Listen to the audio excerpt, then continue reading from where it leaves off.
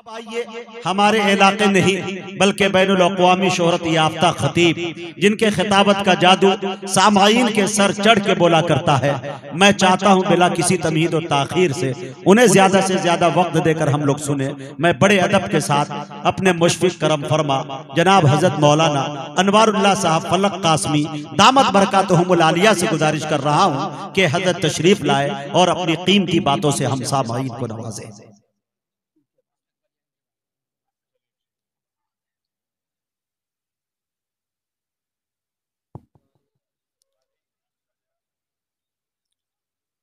अल्हम्दुलिल्लाह अल्हम्दुलिल्लाह हम्द शाकिरीन व बिही नस्तईन वस्सलातु वस्सलामु अला रसूलिहिल करीम व अला आलिहि व अस्हाबिहि व अहलि बैतिहि अजमईन। अम्मा बाद फ़क़ाल हबीबुना सल्लल्लाहु अलैहि वसल्लम तलबुल इल्मि फरीदतुन अला कुल्लि मुस्लिम। सदक़ हबीबुना सल्लल्लाहु अलैहि वसल्लम। बरादरान गिरामी, बुजुर्गान मुहतरम, दीनी भाइयों और पर्दनशी माओ और बहनों, स्टेज पर जलवा फरोज मौक़र अस्हाब इल्म फ़ज़ल और इस इजलास की इंतज़ामिया, हाज़रीन व नाज़रीन, पेश रो उलमा ने और अस्हाब शेर व सुखन ने नसर में और नज़म में अच्छा पैगाम दिया है, अच्छी बातें पेश की हैं। मौलाना अहमद हुसैन साहब हाफिज़हुल्लाह की खिताब को मैंने सुना है। अल्हम्दुलिल्लाह होश के साथ पुरजोश बयान दिया है। अल्लाह ताला उनकी उम्र में, उनकी फ़िक्रों में सलामती नसीब फरमाए और तरक्कियात से सरफराज फरमाए। जैसा कि मुझे मालूम है कि आज का ये प्रोग्राम अपने इलाका मुज़फ़्फ़ात की बल्कि बिहार की, मुल्क की इल्मी, फ़िक्री और जुरतमंद शख्सियत हज़रत मौलाना क़ाज़ी मोहम्मद इमरान साहब क़ासमी दामत बरकातहुमुल आलिया के हवाले और उनकी सदारत में ये इजलास मुनक़िद है। और हमारे मदरसा इस्लामिया शिकरपुर भरवारा के इंतहाई नेक सालेह बाफ़ैज़ आलिम दीन जो फ़ारसी की पहली से लेकर और हिदाया और जलालैन तक बिला वज़ू नहीं पढ़ा, हज़रत मौलाना मोहम्मद सफ़ीउर रहमान साहब क़ासमी दामत बरकातहुल आलिया की सरपरस्ती इस इजलास को हासिल है। तो आप अंदाज़ा कर सकते हैं कि सदर और सरपरस्त जब कीमती होगा तो वो जलसा कैसे कीमती नहीं होगा। फिर यह है कि इस इजलास के जो मेज़बान हैं, अल्लाह ताला ने वाकई उनको मेज़बानी का सलीका और शऊर बख्शा है। मुझे ऐसा लगता है कि इनका शजरा हज़रत अबू अय्यूब अंसारी से ज़रूर मिलता है, इसलिए कि आलम ने मेज़बान के नाम से किसी शख्सियत का नाम अगर सबसे पहले सुना है तो हज़रत अबू अय्यूब अंसारी रज़ी अल्लाह ताला अन्हु हैं, जिन्होंने नबी रहमत सल्लल्लाहु अलैहि वसल्लम की मेज़बानी की थी और आका सल्लल्लाहु अलैहि वसल्लम उनके घर में मेहमान थे। हमारे इस गांव में कई लोग हैं जो बहुत कदीम मुतारफ़ हैं। एक तो मौलाना यहीं पर मौजूद हैं, मौलाना इस्लाम साहब, इनका नाम इस्लाम है और हम लोगों के मज़हब का नाम इस्लाम है। दूसरे एक मोहतरम जनाब अब्दुल वहाब साहब, और मैं इस गांव को मोहतरम जनाब अब्दुल वहाब साहब और खिज़र हयात साहब मरहूम, अल्लाह ताला उनको करवट करवट राहत अता फरमाए और अपनी रहमत की आगोश में रखे। बड़े मुखलिस इंसान थे। इन दोनों हजरात से मेरा राब्ता बड़ा गहरा रहा है और आज भी है।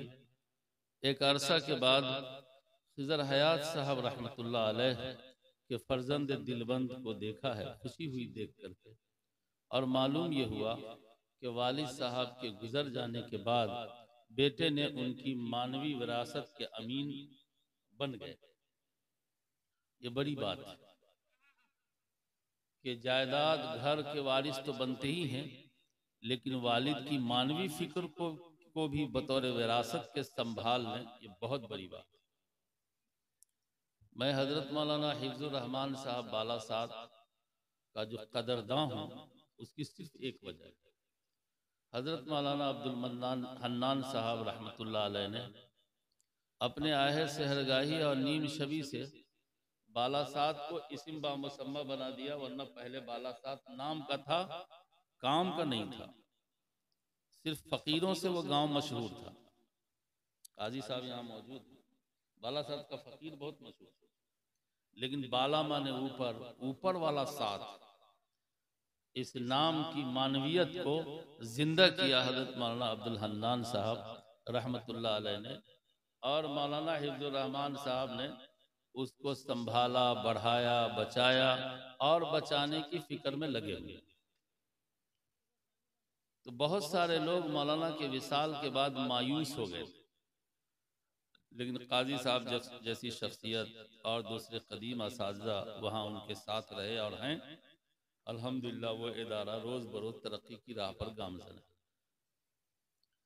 खिज़र हयात साहब के सानहा इर्तिहाल के बाद उनके नौजवान बेटों ने या उनके अहले खाना ने अब पूरी बस्ती के लोगों ने मिल करके इस इदारे को संभाला है, और संभाला ही नहीं बल्कि समर आवर बनाया है, फल आवर बनाया है।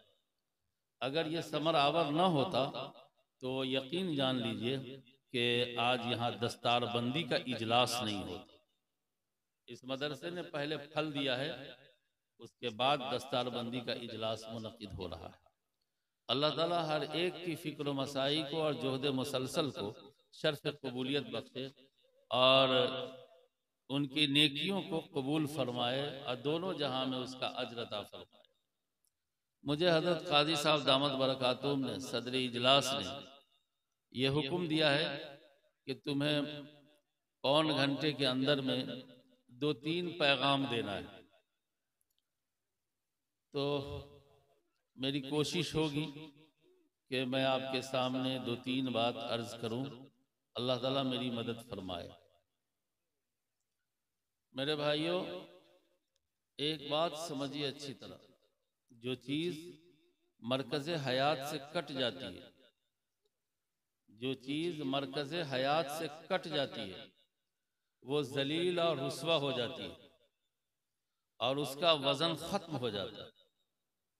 मिसाल के तौर पर हमारे हाथ की उंगलियों में नाखून है और पाँव में भी नाखून है, और ये नाखून जब तक मरकज़े हयात से यानी ज़िंदगी से वाबिस्ता है तो बहुत काबिल एहतराम है, उसकी बड़ी इज्जत है, उसका बड़ा लिहाज है, उसकी सफाई सुथराई का भी एहतमाम होता है। लेकिन इसी नाखून को जब आप ब्लेड से या नाखून तराश से काट देते हैं और वो कट जाता है, मरकज़े हयात से वो अलग हो जाता है, तो क्या उस नाखून को हम और आप फ्रीज में डालते हैं, अलमारी में डालते हैं, तकिया के नीचे डालते हैं, जेब में डालते हैं, कहाँ डालते हैं? नाली में भी फेंक देते हैं, पूरा करकट में भी फेंक देते हैं, और उस बॉक्स में डाल देते हैं, डब्बा में जहां कचरा डाला जाता है। हालांकि आपके जिस्म का टुकड़ा है वो, आपकी हयात का हिस्सा है वो, लेकिन जब वो कट जाता है तो जलील हो जाता है। उसी तरीके से हमारे और आपके सर में बाल है, हमारे और आपके सर में बाल, अल्लाह न करे कोई बगैर बाल वाला हो, वरना तो उसको बीवी मिलना बहुत मुश्किल हो जाएगा। वो टोपी पहन के बगैर फोटो भेज देगा और कहीं से पता चल गया कि नहीं घोटाला है, तो बाराते में लड़की इनकार कर देगी कि मैं निकाह कबूल कर ही नहीं सकती। क्यों? इसलिए कि उसके सर में बाल नहीं। इस वक्त बगैर बाल वाले लड़के की शादी भी महल्ले नजर बन गई है जी। अल्लाह न करे कि किसी के सर में बाल ना हो, सबको बाल हो। और बाल अल्लाह ताला की बड़ी नेमतों में से एक अजीम नेमत है। सर में बाल का होना बहुत बड़ी नेमत। इस बाल की हम और आप हिफाजत भी करते हैं और इस पर अच्छा अच्छा रोगन तेल भी इस्तेमाल करते हैं। और कटिंग छटिंग का तो पूछना ही नहीं। मुझे आंध्र प्रदेश में एक साहब ने बताया कि मैं बाल बनवा के आया हूँ, 7,000 रुपया लगे। तो मैंने पूछा पूरे खानदान का बनवाया हो या? तो उसने कहा नहीं हजरत, हम अपना बनवाए। तो अब ऐसे ऐसे सैलून भी इंडिया में खुल गए हैं कि एक आदमी अगर बाल बनाने जाता है तो 7,000 रुपया देकर आता। मैं तो समझा कि ईद का मौका है, पूरे खानदान का बनाया होगा तो 7,000 रुपया लगेगा, लेकिन एक आदमी की फीस 7,000। तो कटिंग छटिंग का तो हाल देख ही रहे हैं। आजकल तो पूछना ही किया है कि कितनी कटिंग है। कुरान शरीफ नहीं रखेगा, मेरी कुर्सी ऊंची है, कुरान शरीफ नहीं रखेगा भी उसको मुझसे ऊंची जगह पर रखेगा।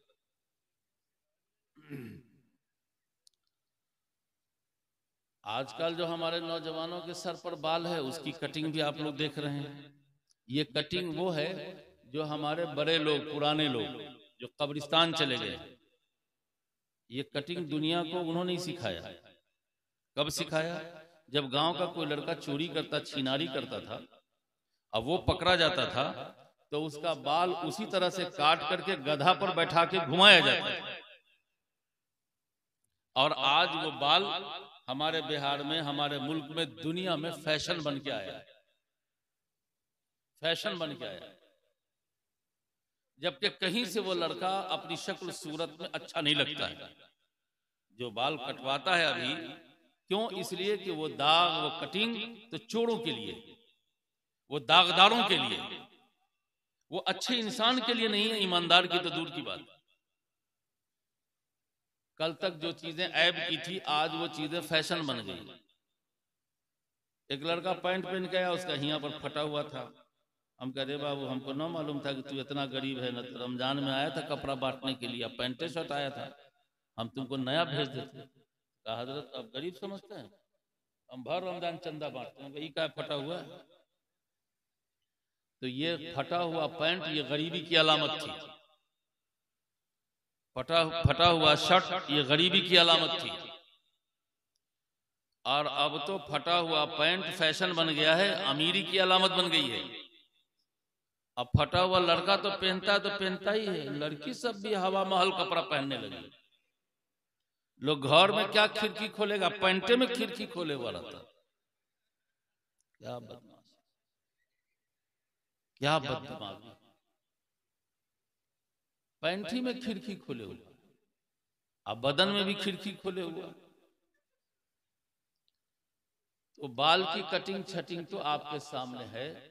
हदीस में उस बाल की ममानियत है जो इस वक्त बतौर फैशन के रिवाज पा गया है। नबी रहमत सल्लल्लाहु अलैहि वसल्लम की निगाह रहमत और निगाह मोहब्बत मुतवज्जह नहीं हो सकती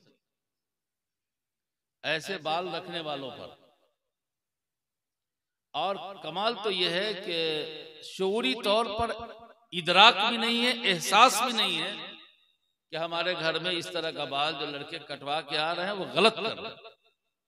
हिकमत के साथ, मोहब्बत के साथ मना करें कि ये तुमको जेब नहीं देता। जो चीज मार्केट में लॉन्च कर गई सबको हम एक्सेप्ट करते जाते हैं और हम ये समझते हैं कि हमारी दुनिया तरक्की पजीर है और तरक्की याफ्ता बनती जा रही है। नहीं, यह हमारी तो पस्ती की अलामत है कि हम बगैर तहकीक के हर चीज को एक्सेप्ट करते जा रहे हैं। लेकिन याद रखिए, बाल आपका चाहे जिस कटिंग का हो और जितने पैसे से कटवाया हो और जितना बड़ा आपका बाल हो, आपकी जिंदगी से अगर वो कट जाएगा तो कभी इज्जत नहीं पाएगा। वो नबी रहमत सल्लल्लाहु अलैहि वसल्लम के बाल की खुसूसियत थी कि जमीन पर गिरने भी नहीं पाता था कि सहाबा उसको एक्सेप्ट कबूल कर लेते थे और महफूज कर लेते थे। लेकिन हम और आप बाल कटवाते हैं सैलून में बैठ करके, जो बाल गिरता है तो उसको ले आते हैं अटैची में रखने के लिए, है? नहीं। अगर उसी जगह बाल पर कोई थूक दे तो आपको नाराजगी होगी? कोई खड़ा होकर पेशाब भी कर दे उस बाल पर जो आपके सर से निकल गया है, आपको कोई तकलीफ होगी? कोई तकलीफ नहीं होगी। पता ये चलता है कि जो चीज मरकज़ हयात से कट जाती है वो बेवजन हो जाती है, बेवक़्त हो जाती है और उसकी कोई हैसियत बाकी नहीं रहती है। ये बात आपको आगे समझ में? कोई प्रॉब्लम तो बाकी नहीं रहा। अब सुनिए, जब मरकज़ हयात से चीजें कट जाती है तो बेवजन हो जाती है, तो जो इंसान अपने पैदा करने वाले से, रोजी देने वाले से, अपने खालिक से, अपने मालिक से, अपने खुदा से, अपने ईश्वर से कट जाएगा तो क्या वो आसमान के नीचे और जमीन के ऊपर इज्जत पाएगा? क्या वो इज्जत पाएगा? ठंडे दिल से सोचिए।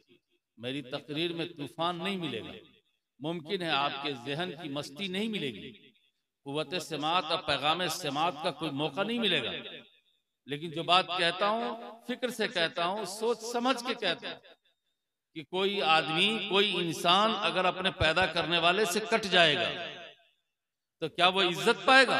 मैं कसम खुदाए पाक की कहता हूं, 1000 बार कहता हूं, करोड़ बार कहता हूं, वो इंसान कभी भी इज्जत नहीं पाएगा जो अपने मालिक से कट जाएगा। मालिक से जोड़ने के लिए, मालिक से जोड़ने के लिए, मक्का तक पहुंचने के लिए, काबा का तवाफ करने के लिए, अरफात तक पहुंचने के लिए, मिना तक पहुंचने के लिए, मस्जिद नबवी पहुंचने के लिए, हज के लिए, उम्रा के लिए और मैदान मस्जिद तक पहुंचने के लिए, जन्नत तक पहुंचने के लिए, अल्लाह की ज़ियारत तक के लिए एक रास्ता अल्लाह ताला ने नबी रहमत सल्लल्लाहु अलैहि वसल्लम को सबसे पहले दिया है। सबसे पहले दिया है। वो एक ही रास्ता है, वो एक ही रास्ता है। उस रास्ते पर अगर आप आ चुके हैं तो ठीक है, नहीं आ चुके हैं तो आने का आप एग्रीमेंट हमसे करें। क्या आएंगे? कौन लोग नहीं आएंगे? हाथ उठाइए। अब कौन लोग आएंगे वो भी हाथ उठाए। एक ही रास्ता है। अगर आप नबी रहमत सल्लल्लाहु अलैहि वसल्लम से हौज़े कौसर चाहते हैं तो एक ही रास्ता है, और अल्लाह से ताल्लुक चाहते हैं तो वही रास्ता है, कुरान तक पहुंचना चाहते हैं तो वही रास्ता है, हदीस तक पहुंचना चाहते हैं वही एक रास्ता है, फ़िक़्ह तक पहुंचना चाहते हैं वही एक रास्ता है, शऊर तक पहुंचना चाहते हैं वही एक रास्ता है, और फिक्र की कुव्वत चाहते हैं तो वही एक रास्ता है, अक्ल सलीम की जिंदगी जीना चाहते हैं तो सिर्फ एक रास्ता है।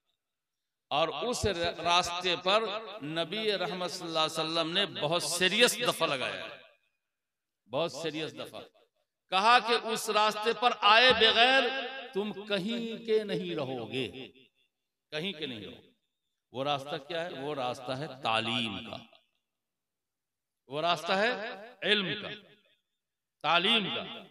नबी रहमत सल्लल्लाहु अलैहि वसल्लम ने इस पर दफा लगाया है फर्ज का, ये फर्ज का दफा लगाया है, हक का दफा नहीं लगाया है कि मुसलमानों के लिए पढ़ना उसका हक है, नहीं, मुसलमानों पर पढ़ना फर्ज है। हक अगर होता तो मदरसा नहीं खोलते, हक अगर होता तो नहीं पढ़ते, हक अगर होता तो नहीं पढ़ाते, लेकिन ये पढ़ना और पढ़ाना और मदरसा का खोलना ये हक नहीं है। इस रास्ते पर आना फर्ज है, और फर्ज का दफा हमने और आपने नहीं लगाया है, जनाब मोहम्मद रसूलुल्लाह सल्लल्लाहु अलैहि वसल्लम ने लगाया। एमनेस्टी इंटरनेशनल एक शोबा है अक़वाम मुत्तहिदा का, उसके तजवीज़ में लिखा है कि पढ़ना इंसानों का हक है, पढ़ना इंसानों का हक है। अगर कोई इंसान दुनिया में नहीं पढ़ता है तो उसके इस दफा के मुताबिक वो मुजरिम नहीं है। भाई हमारा हक है, हम नहीं लेंगे, हमारी जमीन जायदाद हमारा हक है, हमने छोड़ दिया भाई को, हमने छोड़ दिया बहनों को, उसके खिलाफ कोई पंचायत नहीं हो सकती, कोई मुकदमा नहीं हो सकता। लेकिन नबी रहमत सल्लल्लाहु अलैहि वसल्लम ने जो दफा लगाया है वो फर्ज का लगाया है। अगर नहीं पढ़िएगा तो यहां तक नहीं पहुंचिएगा जो बात मैंने आपको तफसील से बताई है। अल्लाह तक पहुंचना, मैदान मस्जिद तक पहुंचना और कुरान तक पहुंचना, हदीस तक पहुंचना मुमकिन नहीं, मुमकिन नहीं। हमको और आपको इसका अंदाजा ज्यादा नहीं है। आइए हम देहाती अंदाज में आपको बताते हैं। ये जितने आदमी बैठे हैं ना, सब अपने बेटे की शादी के लिए बहू तलाश करते हैं। अब बहू को देखने के लिए कुछ लोग मर्द लोग भी जाते हैं और धमधुसरी सब भी जाती है। औरत जितनी औरत की दुश्मन है, मर्द औरत का उतना दुश्मन नहीं। और उसका अंदाजा वहां होगा जहां कोई औरत सीट पर बैठी रहेगी बस के, और कोई दूसरी बच्चा वाली अगर औरत चली जाएगी बच्चा को लेकर के, कितना ना उसका बच्चा रोए। अब वो औरत क्यों ना छटपट करे, मर्द उठ करके सीट खाली कर देगा, लेकिन वो मौगी नहीं हट सकती, वो मौगी सीट नहीं दे सकती, बिल्कुल नहीं, मर्द दे दे। ईद हम दूसरी सब जो लड़की देखने जाती है तो कहती लड़की तो बहुत अच्छी है, नाक बहुत मोटी। अपनी नाक नहीं देखती कि उसमें छुछुंदर घुस जाएगा। ये जितना ऐब लगाती है या मर्दों को बताती है, मर्द तो अपनी जुबान बंद रखता है कि अल्लाह की बनाई हुई है, रिश्ता करना ना करना और बात, ठीक है हम रिश्ता नहीं कर सकेंगे अलग बात, मगर ऐब लगाना, ऐब उस बेटी पर नहीं लगती है, ऐब उसके बाप पर नहीं लगता है, ऐब उसकी माँ पर नहीं लगता, ऐब किस पर लगता है? अल्लाह पर ऐब लगाता है कि अल्लाह तूने जो इंसान को पैदा किया है वो इंसान ऐबदार है। कुरान कहता है लक़द खलक़नल इंसान फी अहसन तक़वीम, हमने खूबसूरत कैलेंडर बनाया है। ये मुटकी धम दूसरी सब जाके कहती है कि नाक मोटा, अपना नाक देखबे ना कर, अपना ठोर देखबे नहीं करता है कि मालूम होता है कि रमजान का मिर्चैया छनाना हुआ मुंह पर। रमजान में जो मिर्चैया छनाता है इतना मोटा मोटा, अपना ठोर वैसा रहेगा, दूसरी की लड़की को कहेगा ठोर मोटा।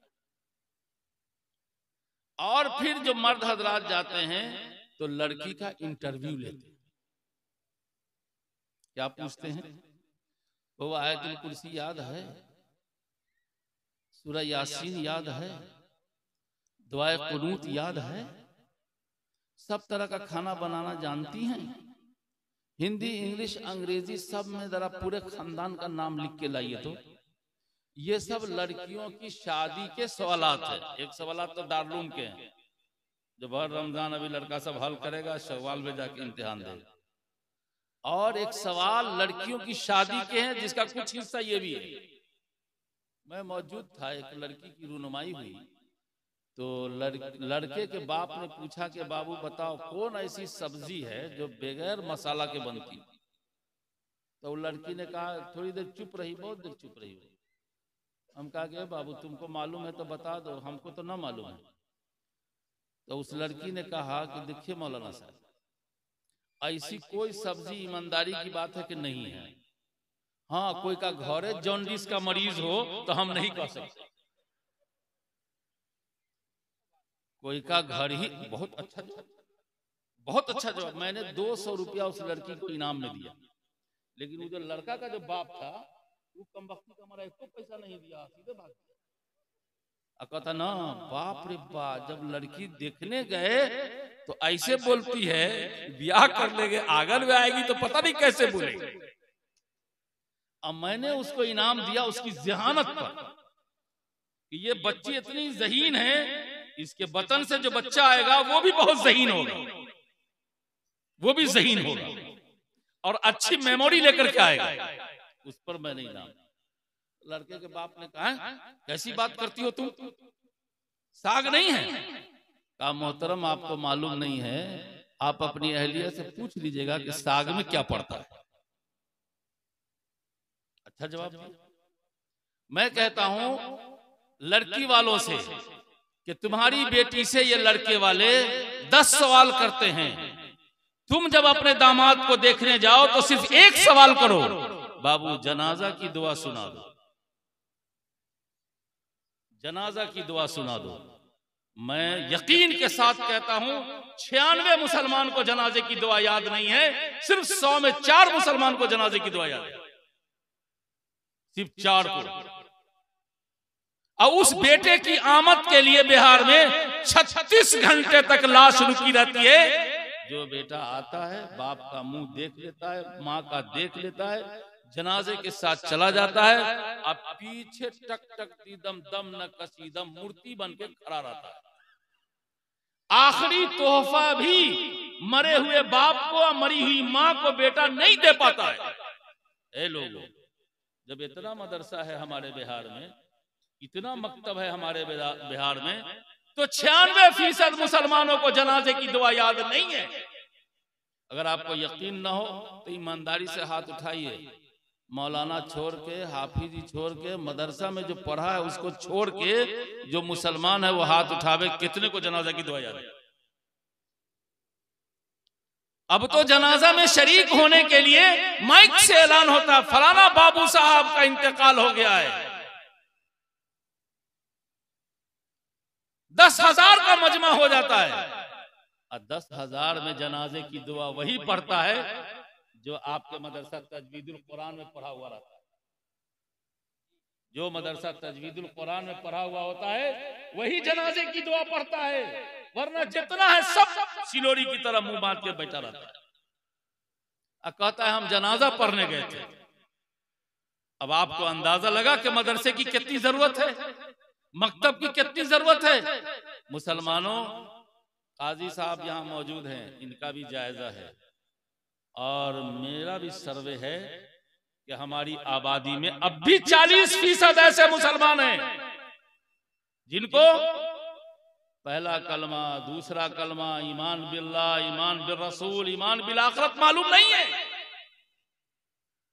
हमारे यहाँ एक चीक है, सुना माइक वाले हो? चिकवा जानो, जो बकरा ज़बा करता। तो एक हाफिज साहब ने पूछा कि दादा आप तो बहुत दिन से बकरा ज़बा करते हैं तो क्या पढ़ते हैं? खुद हिंदू भाई भी मुसलमान ही की दुकान से गोश्त देते हैं, हिंदू की दुकान से नहीं लेते। क्यों? इसलिए कि वो जो ज़बा करता है वो बिना परमिशन ज़बा करता है, अब मुसलमान जो ज़बा करता है वो मालिक से परमिशन लेके ज़बा करता है।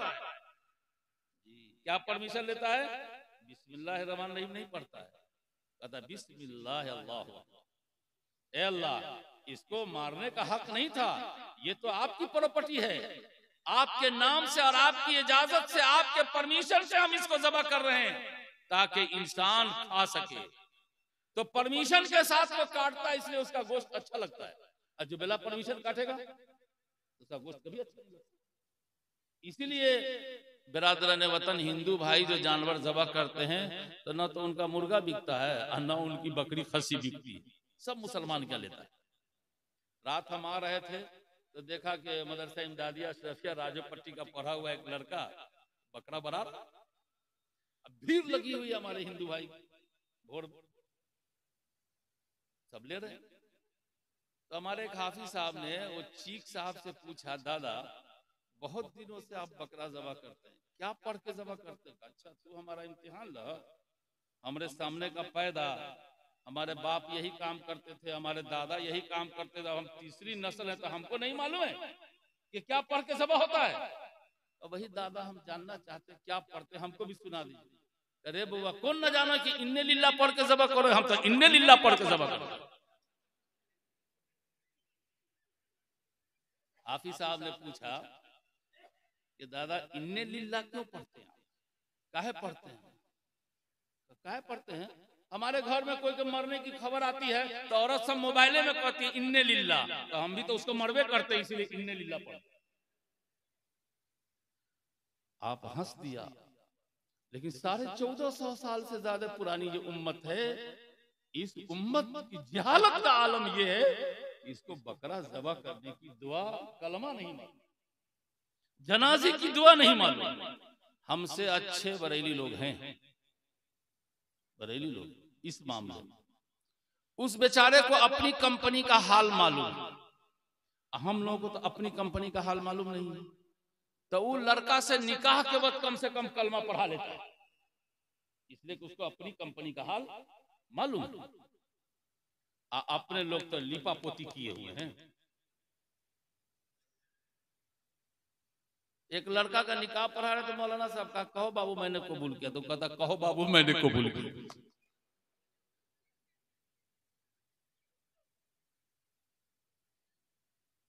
एक मौलाना साहब निकाह पढ़ाए का 5,000 रुपया अलावा 10 दिरहम महर के, तो लड़का कबूल नहीं कर रहा। बाप नाराज हुआ और समाज के लोग नाराज हो गए। मामू अगवा था, बहुत बिगड़ा। कहो मम्मा ऐसा निकाह तू ही कबूल करा, अगर एक ममानी से तसल्ली न हुआ तो हम ऐसा निकाह हम कबूल करे वाला न हो। क्यों? का देखते मौलाना कितना होशियार है। वो कहता है कि 5,000 रुपया तू और 10 दिन हम, तो जब जो 10 दिन यही रुखसती करा के ले जाएगा तो ऐसा बिया हम क्या करेंगे। ये 10 दिरहम को 10 दिन हम समझ गए। कैसी जिहालत है, कैसी जिहालत है। याद रखिए जो कौम पढ़ेगी नहीं वो आगे बढ़ेगी नहीं।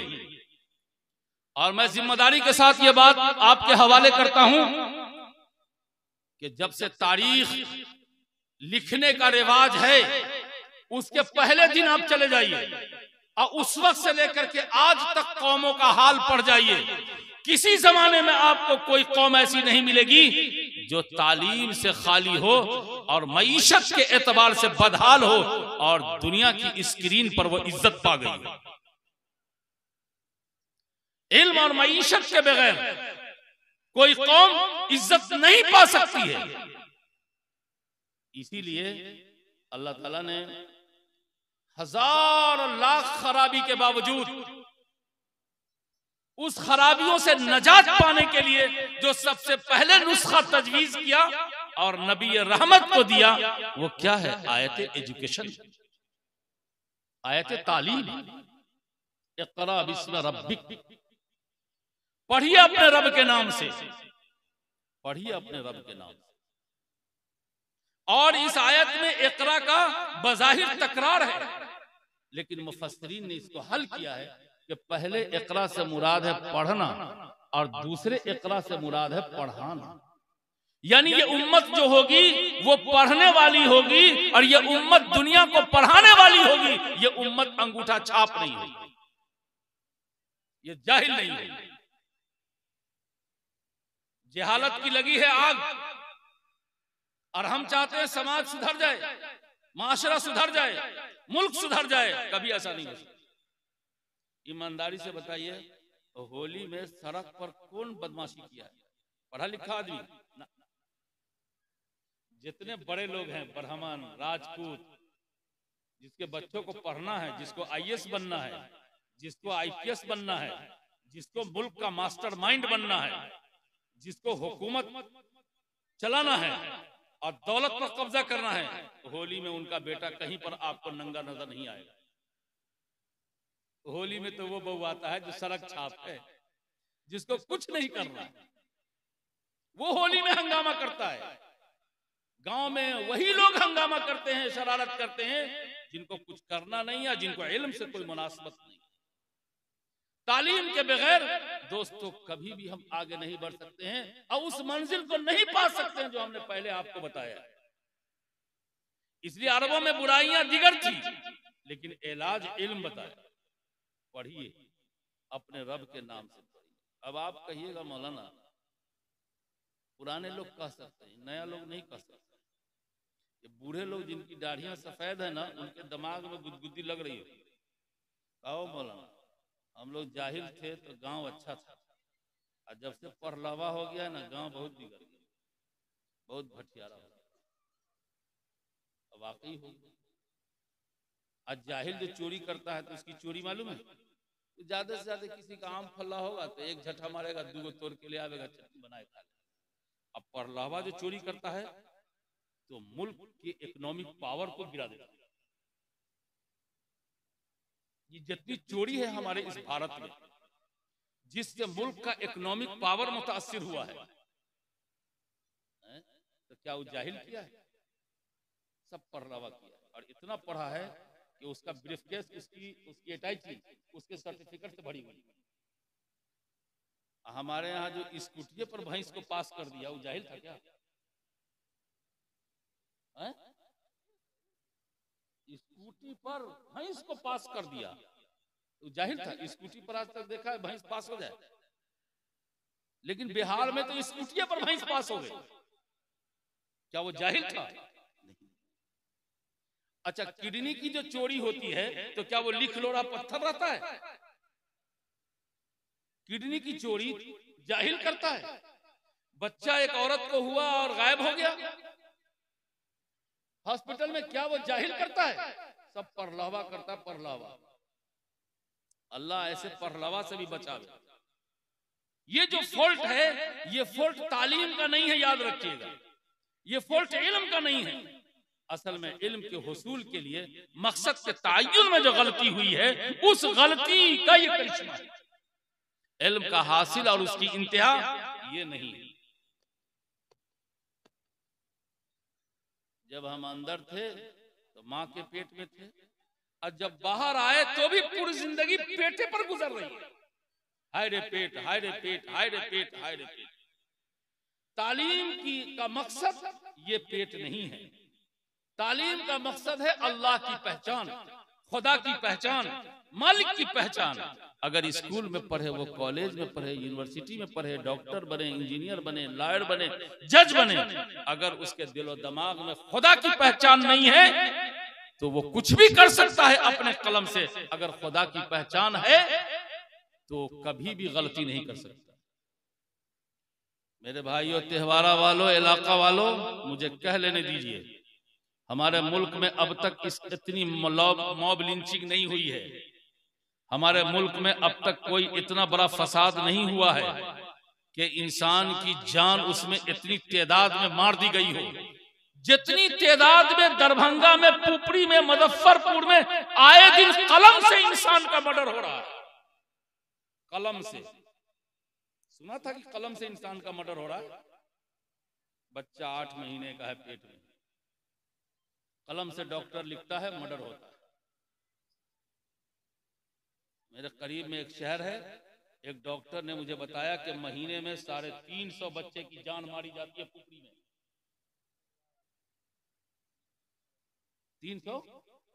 376 बच्चों की जान मारी जाती है पुपरी में।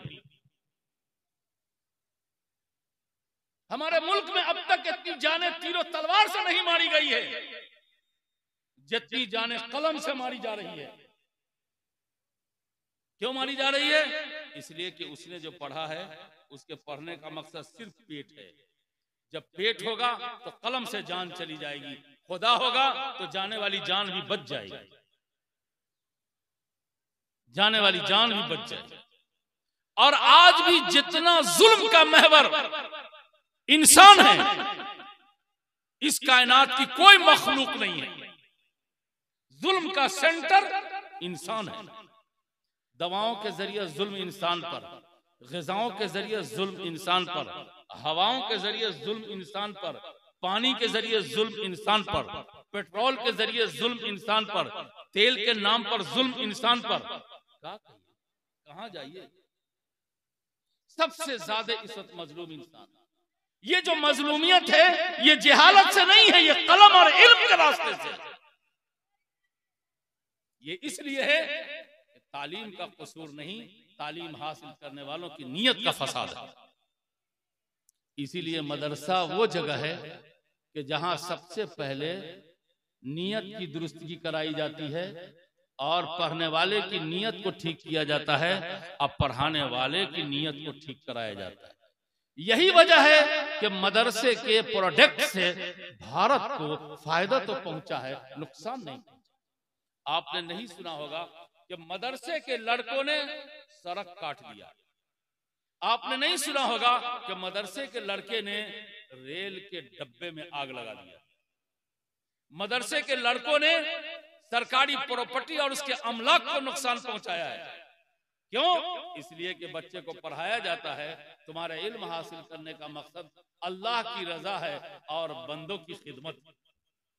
बल्कि हमारा मदरसा तो ये बताता है, ये तजवीदुल कुरान बताता है कि बिला टिकट सफर करना, रेल में एक के साथ चोरी नहीं, पूरे मुल्क के साथ गद्दारी। हमारा मदरसा तजवीदुल कुरान बताता है कि बिजली की चोरी करना, कब्र में बिजली का शॉट लगाना, और बिजली की चोरी किसी एक की चोरी नहीं है बल्कि पूरे भारत के साथ गद्दारी। ये मदरसा बताता है, ये मदरसा बताता है बिजली की चोरी पूरे भारत के साथ चोरी।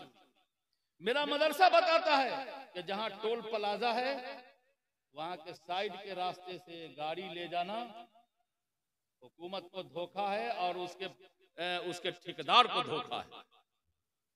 अगर कोई आदमी बारात वाला हो कि सरात वाला हो, टोल प्लाजा यहाँ है और साइड से अगर कोई रास्ता है तो गाड़ी घुमा देता है। ये मदरसा बताता है ऐसा करना जायज नहीं, हराम है। भला बताइए, मुल्क में जो ऐसी संस्था होगी और ऐसे इदारे होंगे, उससे मुल्क तरक्की करेगा या मुल्क को नुकसान पहुंचेगा? चाहिए तो ये था कि ऐसे इदारों को गले लगाया जाता, ऐसे इदारों के चलने की शक्ल पैदा की जाती, इसको परवान चढ़ाया जाता, पढ़ने वाले और पढ़ाने वाले को गला लगाया जाता। लेकिन बदनसीबी है, बड़ी बदनसीबी है कि जो मुल्क में अच्छा करना चाहता है उसी को तिरछी नजर से देखा जाता है। हमारा ये मदरसा मुल्क को इकोनॉमिक पावर भी फराहम करता है। इकोनॉमिक पावर 2 साल तक बंद था मदरसा पूरे मुल्क में, तो सीमेंट वाले पूछते थे मौलाना ना काम हो रहा है, भट्ठा वाला पूछता था मौलाना ईंटा की जरूरत नहीं है, पैसा बाद में दीजिएगा, ले जाइए। बालासात का 1 करोड़ रुपया पूरे मुल्क से आता है। कहां जाता है? सीतामढ़ी जिला में जाता है। शकरपुर का 1 करोड़ से ज्यादा खर्चा पूरे मुल्क के लोग देते हैं। कहां खर्च होता है? भरवारा में खर्च होता है। भरवारा की मार्केट उस वक्त जाकर देखिए जब मदरसा इस्लामिया बंद हो जाता है, उस वक्त जाकर के देखिए। मदरसा सिर्फ तालीमी नहीं बल्कि इकोनॉमिक पावर भी फराहम करता है। लेकिन उसके बावजूद भी मदरसे की अहमियत और इफादियत को दुनिया समझने को तैयार, दुनिया समझने को तैयार। याद रखिए, ये वो मदरसा है जिसकी निस्बत हमसे नहीं, आपसे नहीं, इसके वजूद का सिलसिला नसब नबी रहमत सल्लल्लाहु अलैहि वसल्लम के कायम करदा मदरसा सुफ़्फ़ा तक पहुंचता है। मदरसा सुफ़्फ़ा आप लोगों ने देखा होगा, मस्जिद नीची है और मदरसा ऊंचा है।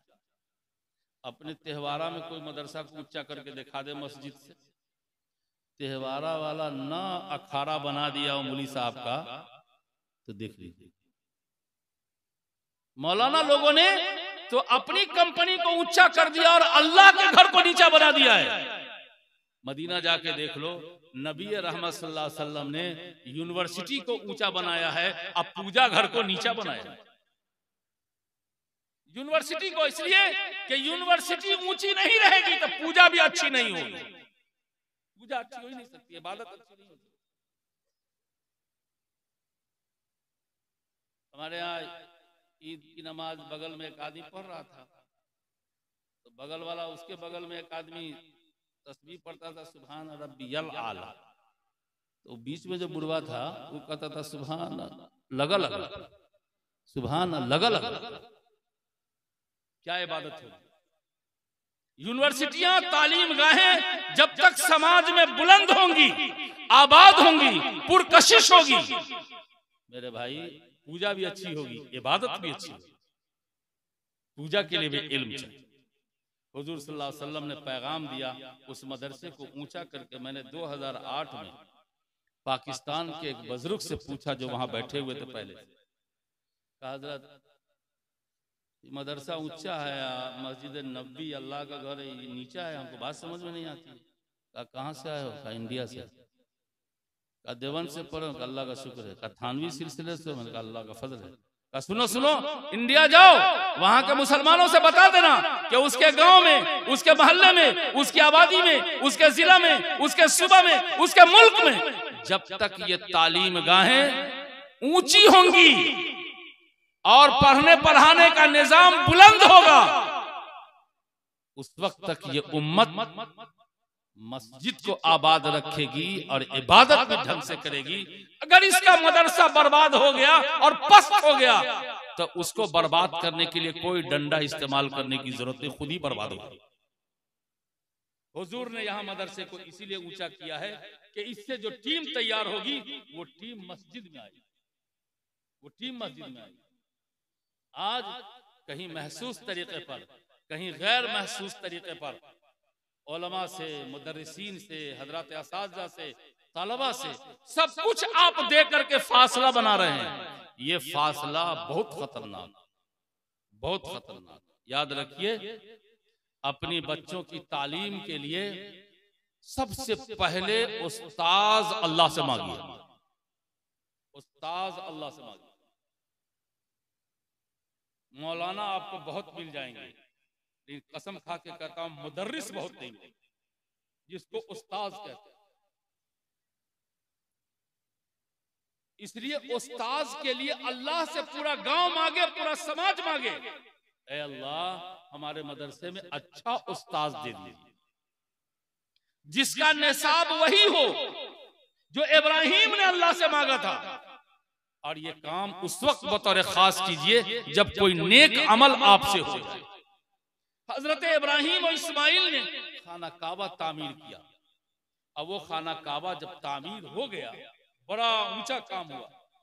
इब्राहिम चाहते तो बहुत कुछ मांग सकते थे, लेकिन क्या मांगा? पूरी दुनिया इंसानियत के लिए मुअल्लिम इंसानियत को मांगा और दुआ मांगी, रब्बना वबअस फीहिम रसूलन मिनहुम यतलू अलैहिम आयातिका व युअल्लिमुहुमुल किताब वल हिकमा व युज़क्कीहिम। और यही सिलेबस है उस्ताद का। तो पैगंबर पूरी दुनिया इंसानियत के लिए उस्ताद मांगते हैं, हम और आप अपने बच्चों के लिए अल्लाह से उस्ताद नहीं मांगते। लोगों उस्ताद मांगो, उस्ताद। कुर्बान जाइए, मौलाना नूर आलम खलील अमीनी कभी नूर आलम नहीं बन सकते थे अगर उनको मौलाना वहीदुज़्ज़मा किरानवी जैसा उस्ताद नहीं मिलता। मौलाना वहीदुज़्ज़मा किरानवी रहमतुल्लाह अलैह उस्ताद थे, उस्ताद, जिन्होंने नस्लों के फर्जंद दिलबंद की तामीर की है, उनकी तश्कील की है और जर्रा को आफताब व महताब बनाया। ये तो एक मिसाल मैंने आपके सामने पेश की। इसलिए उस्ताद अल्लाह से मांगिए, और जो उस्ताद आपके मदरसे में हैं, खुदा के वास्ते उनकी कदर कीजिए। क्यों कदर कीजिए? इसलिए कदर कीजिए कि उनका मकाम माँ बाप से कम नहीं है। माँ बाप का मकाम तो मनसूस है, उस पर तो कोई कलाम ही नहीं करना है। कुरान है उसके साथ, हदीस है उनके साथ। लेकिन बाज आरिफीन ने लिखा है कि बाज एतबार से उस्ताद का दर्जा माँ बाप से बढ़ा हुआ है।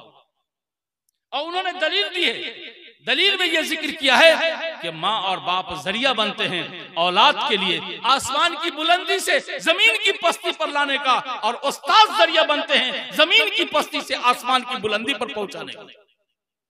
जब से उस्ताद की नाकदरी शुरू हुई है, बच्चों की क्वालिटी गिर गई है, खराब हो गई है, बर्बाद हो रही है। इसलिए मेरे भाइयों, मेरे दोस्तों, तालीम के लिए जो लोग मुकर्रर हैं, आपके बच्चों के उस्ताद हैं, उनकी कदर कीजिए।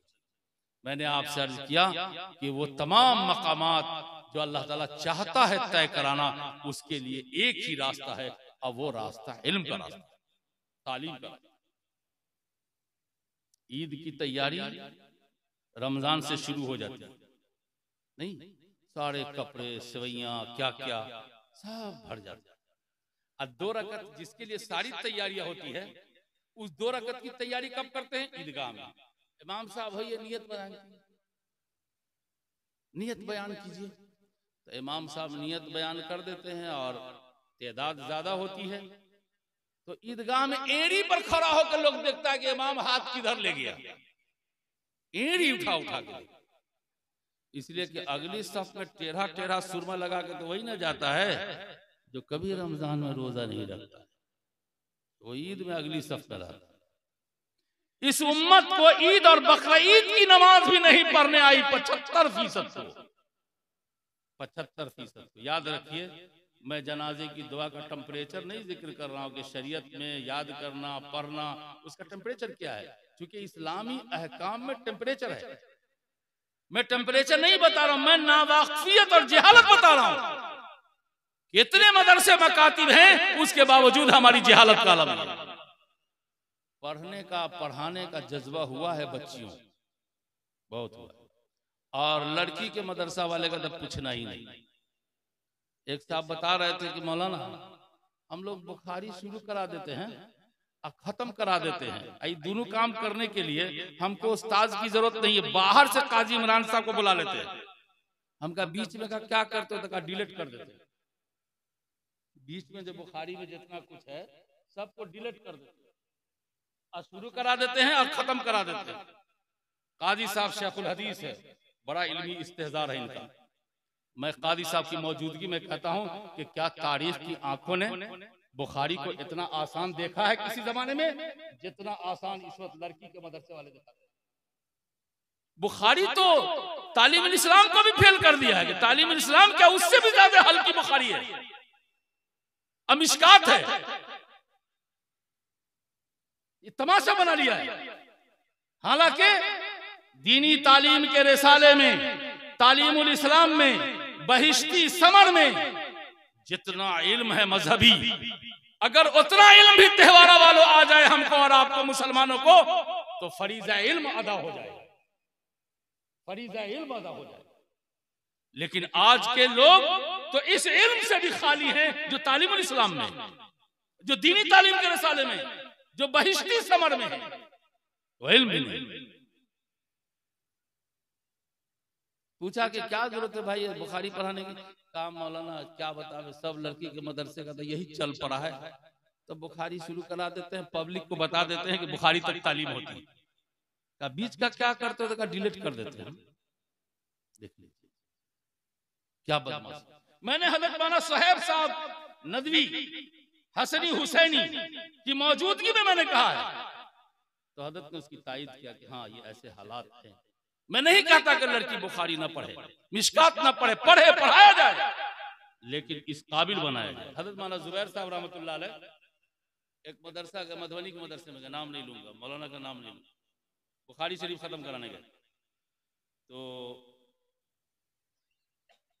मदरसे के मोहतमीम साहब भी बड़े मौलाना, तो बुलाया, कहा कि तू बुखारी पढ़ा ले भी, तो कहा ना, तो तोरे यहाँ बुखारी कौन पढ़ल को, तो हमारी बेटी, दूर न जा, यही जबान थी मौलवी साहब, दूर न जा, शर्म ना हो, तुम बुखारी नहीं पढ़ा सकते, तुम्हारी बेटी ने क्या बुखारी पढ़ाया होगा।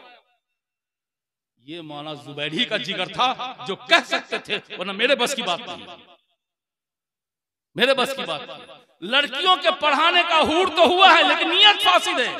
ब्याह जल्दी हो जाए, ब्याह सही हो जाए, शादी ठीक ठाक हो जाए, इसके लिए पढ़ाने की लालच बढ़ी है। और कुंवारी में लड़कियां नमाज भी खूब पढ़ती है। जब बात होगी ना राब्ते वाले से, तो घर से खबर आएगी, ना बुआ लड़की मैट्रिक की है, इंटर भी की है, और नमाज भी बड़ी पाबंदी से। भाई शादी के बाद, शादी से पहले तो सब लड़की नमाज पढ़ती है, और शादी के बाद तो ससुराल का जवाब यह है कि एक को पुतो नमाज नहीं पढ़ती। तो हम यही ना कहेंगे कि वो नमाज इसीलिए पढ़ती थी कि वो अल्लाह जल्दी ब्याह हो जाए। अब ब्याह हो गया तो नमाज पढ़ने की क्या जरूरत है, नहीं पढ़ती। जिस तरह वो माँ को छोड़कर जाती है, बाप को छोड़ करके जाती है, उसी तरह से नमाज को भी माँ के यहाँ दफन करके ससुराल चली जाती। अगर वो वाकई नमाजी होती तो माँ के यहाँ भी पढ़ती और ससुराल में भी पढ़ती। तो तालीम से ज्यादा जरूरी है कि बच्चियों की तरबियत की जाए और नियत तालीम में ठीक की जाए कि मेरी बच्चियां पढ़ लेंगी तो खुदा को पहचान लेंगी, खुदा को पहचान। एक आलमा की शादी हुई एक मौलाना साहब से, तो आलमा ने कहा कि सुनिए मेरी बात, तो क्या, मैं बिल्कुल शरीयत और सुन्नत के मुताबिक ही आपकी खिदमत करूंगी, उसके खिलाफ मैं नहीं करूंगा। का क्या मतलब? का आपकी माँ दाखिल नहीं है मेरी खिदमत में, आपके अब्बा दाखिल नहीं है, आपकी बहन जो हमारी ननद होगी मलकुल मौत वो भी शामिल नहीं है, और आपका घर भी शामिल नहीं है, बस सिर्फ आप हैं। तो मौलाना साहब भी बड़ी मासूमियत से कहा कि अल्लाह ने अच्छी बीवी दिया है, जब आप शरीयत और सुन्नत के मुताबिक अमल कीजिएगा तो हम भी 4 को बेकार क्यों कर देंगे, आपके साथ साथ 3 और ले आएंगे। तो आलमा का दिमाग दुरुस्त हो गया, मौलाना के कदमों में गिर गई। तो हम माफ कीजिए, जो कहिएगा सब करेंगे, मलकुल मौत की भी खिदमत करेंगे। इसलिए कि जब वो सुन्नत के मुताबिक हक अदा करेगी तो मौलाना कहीं कोदो दे के आए हुए थे, वो भी तो दारुल देवबंद से पढ़ कर आए थे। और सुन्नत के मुताबिक हम भी 4 पीस बिस्तर पर ले आएंगे, 4 पीस जो हक हमको मिला है। दिमाग दुरुस्त। बच्चियों को आपने तो पढ़ाया, एट्रिक मैट्रिक पढ़ाया, त्योहारा वालों ईमानदारी से बताओ तुम्हारी बस्ती में कितनी औरतें हैं जो सुन्नत के मुताबिक औरत मय्यत को गुस्ल दे सकती हो और औरत मय्यत को कफन पहना सकती हो? मेरे गांव में तो सिर्फ एक औरत है, वो भी बेचारी अब कितनी बूढ़ी हो गई है वो मालूम नहीं। त्योहारा में बताएं त्योहारा वाले कि आपके गांव में कितनी औरतें हैं जो औरत मय्यत को सुन्नत के मुताबिक गुस्ल देना जानती है। बाज गांव में सुना औरत कजरौटा लेके भी जाती है, सुरमा लेके भी, या पाउडर लेके भी। अरे क्या मामला है, दुल्हन बना रही है। शरीयत और सुन्नत के मुताबिक औरत मय्यत को गुस्ल देने वाली बेटियां अब गांव में नहीं पाई जा रही, नहीं पाई जा रही। क्या यह हमारी जिम्मेदारी नहीं है कि हम इस तरफ तवज्जो करें और हम बच्चियों को वो दीनी तालीम दिलाएं जिससे वो शरीयत और सुन्नत की जिंदगी गुजार सके, शरीयत के मुताबिक वो खिदमत कर सके। तो आज मजहब से जो तालीम के एतबार से जो दूरियां बन रही है वो दूरियां बहुत खतरनाक, बहुत खतरनाक। खुदा के वास्ते, खुदा के वास्ते आप जाहिल अपनी नस्लों को मत बना।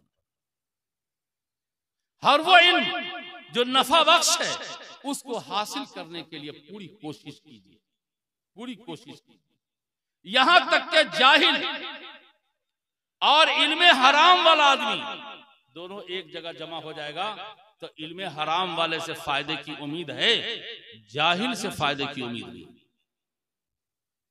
मूसा अलैहिस्सलाम का मुकाबला फिरौन से था। फिरौन ने मूसा के मुकाबले में जादूगरों को पेश किया। जितने जादूगर नकली थे सब ने मूसा के मौजज़ा को देखकर पढ़ लिया ला इलाहा इल्लल्लाह मूसा कलीमुल्लाह, लेकिन फिरौन नालायक जाहिल था। और जहिलवा की लाश अभी भी है, और वही लाश ऐसी है जिसका पासपोर्ट भी बना है, और उसी पासपोर्ट पर जापान भी उसको ले जाया गया, और फिर वहां से मिस्र में लाया गया और अजायब खाने में उसकी लाश रखी हुई है। इतना बड़ा जाहिल है। क्यों उसने मूसा की शरीयत को कबूल किया? इसलिए कि जादूगर के कर्तव्य में, मूसा के मौजज़ा में वो तमीज नहीं कर सका अपनी जहालत की वजह से, और जादूगरों के पास इल्मे हराम था। उस इल्मे हराम ने बता दिया कि जो पावर मूसा के पास है वो पावर जादू में नहीं है। पढ़ लिया उसने ला इलाहा इल्लल्लाह मूसा कलीमुल्लाह। लिहाजा मैं ये नहीं कहता कि औरत डाइन बन जाए, डाइन भी बहुत औरत बन रही है अल्लाह की पर। अल्लाह ये डैनिया सबसे उम्मत को बचाए। पता नहीं ये कौन कब्र में जाएगी, और कौन उसको गुस्ल देगा, और कौन उसकी नमाज़े जनाजा पढ़ाएगा, और कौन की कुरान खानी ऊपर चढ़ेगी कि नीचे रह जाएगी, अल्लाह ही जानता। वो हसद में हराम इल्म सीखती है, हसद में, हसद में। अल्लाह से डरो, कभी हराम इल्म की तरफ नहीं जाओ। लेकिन कोई मुतलक जाहिल है और उसके मुकाबले में इल्म हराम वाला है, तो हम ये कहते हैं कि इल्म हराम वाले से तो नफा की उम्मीद है, मुतलक जाहिल से नहीं।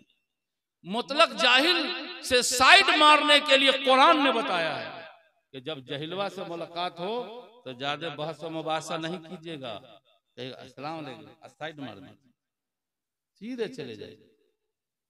बुजुर्गों ने लिखा है कि अक्लमंदों से, असहाबे इल्म से झगड़ा करना जाहिलों के साथ मिठाई खाने से बेहतर। जाहिलों के साथ मिठाई खाने से बेहतर। मैं ये तकरीर इसलिए कर रहा हूं कि दोस्तों आप ये मत समझे मदरसा बहुत हो गया है, मस्जिद बहुत हो गई है, उलमा बहुत हो गए हैं, चंदा देते देते हम बहुत परेशान हो गए। मैं परेशान हूं कि हमारी आबादी में जहालत बहुत हो गई। हमारे यहाँ दीन सब के लिए इस उन्वान से महाना प्रोग्राम होता है, जिसमें धोबी बिरादरी, नद्दाफ बिरादरी, फकीर बिरादरी और शेख बिरादरी में जो अनपढ़ हैं, जाहिल हैं, जो जन मजदूरी का काम करते हैं, ऐसे लोगों को महीना में बुलाते हैं, खाना खिलाते हैं, नाश्ता खिलाते हैं, दूल्हा बाबू की तरह उनको मानते हैं और कहते हैं कि पहला कलमा हमारा सुन लीजिए। अपना कलमा सुनाते हैं और उसको कहते हैं आप सुनाइए। तो एक दिन 17 आदमी को पहला कलमा याद कराने में 10 बजे से लेकर के असर तक का वक्त हो गया, लेकिन 17 आदमी को पहला कलमा ठीक से याद नहीं। ये भी मुसलमान है, ये भी जन्नत में जाएंगे। ये हमारे घरों में, आपके घरों में काम काज करते हैं। जो गांव ग्राम में दुनिया का गरीब है, उसकी खोपड़ी तो दीन से भी गरीब। उनको क्या हो गया है? उनको कलमा सीखना चाहिए। और आखिर में ये एग्रीमेंट कराते हैं कि मुल्क के हालात, दुनिया के हालात चाहे जैसे भी हो जाए, जीना है तो ईमान पर और मरना है तो ईमान पर। और उसी के साथ दुआ करके रुखसत कर दे। बस मेरे भाइयों, मेरे बुजुर्गों और दोस्तों, आपसे हमारी गुजारिश है, आपसे हमारी इल्तिजा है कि आप इल्म दीन को मजबूती से सीखिए और अपनी नस्लों को, अपने बेटों को, अपनी बेटियों को सिखाइए। ये जो मदरसा तजवीदुल कुरान है, हम इसकी पहली ईंट हैं, पहली ईंट। अगर अब्दुल वहाब इस्लाम सब यहाँ मौजूद है, हम इसकी पहली ईंट। और इस इदारे की तामीर और तरक्की के लिए यहाँ से लेके बंबई तक मशवरे में शरीक रहे हैं। अल्लाह का फजल है कि आज इसकी कामयाबी को देखकर और आज इसके फल को देखकर दिल बाग बाग हो गया है। अल्लाह ताला इस इदारे को कबूल फरमाए। मैं तिहवारा के मुसलमानों से गुजारिश करूंगा, आप जितने इस मदरसे से वाबिस्ता रहिएगा, उतनी ही आपका गांव चमकेगा, आपकी नस्लें चमकेंगी, आपकी औलादें चमकेंगी और आपके यहाँ से जहालत का खात्मा होगा। जहालत की लगी हुई आग को जो कोई भी आगे बढ़ के बुझाएगा वो इज्जत पाएगा।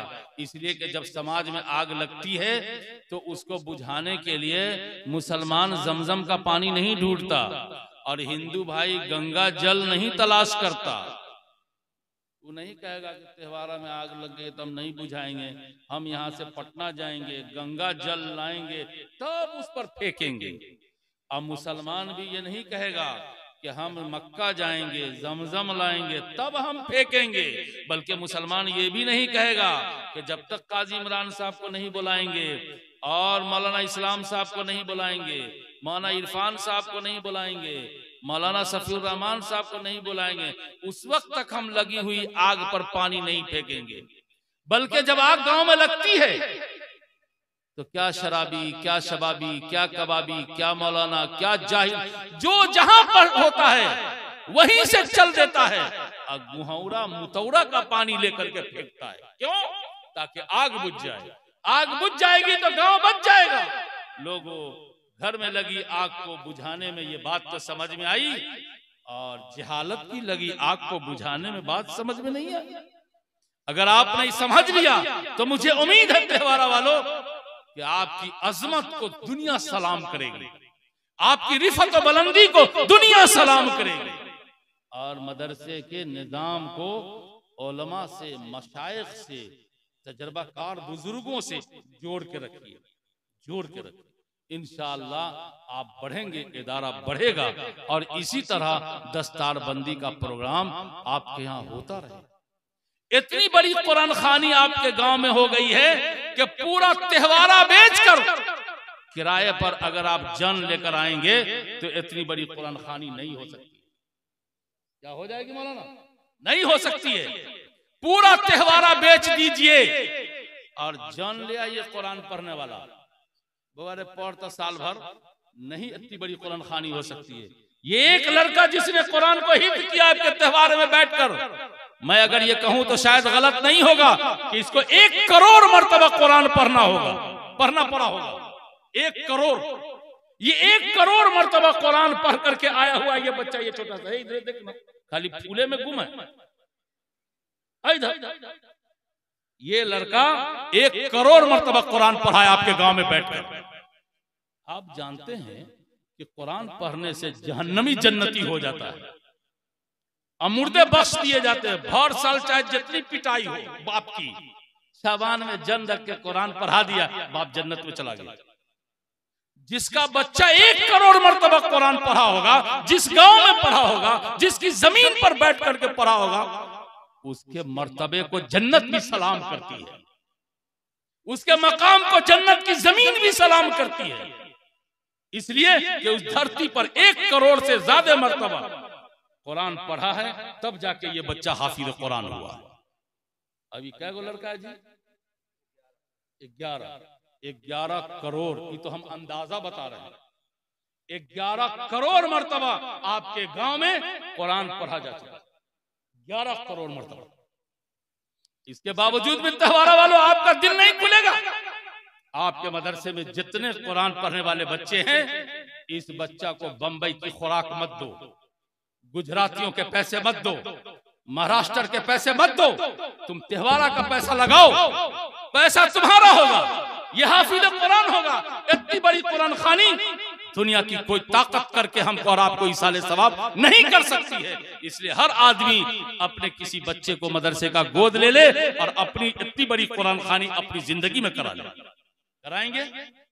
कौन लोग नहीं कराएंगे? हाथ उठावे। कौन लोग कराएंगे? वो हाथ उठावे। अल्हम्दुलिल्लाह, इस मदरसे में ईद के बाद जितने बच्चे हिंद में दाखिल हों, इस गांव का आदमी गोद ले ले। हुकूमत हिंद का कोई मिनिस्टर किसी इलाके को गोद ले लेता है तो इलाका चमक जाता है। हमारा त्योहारा दर्द हिंद के बच्चों को गोद ले लेगा तो यहाँ का दर्द हिंद नहीं चमक जाएगा। अरे वो चमके कि नहीं चमके, गोद लेने वाला जरूर चमक जाएगा।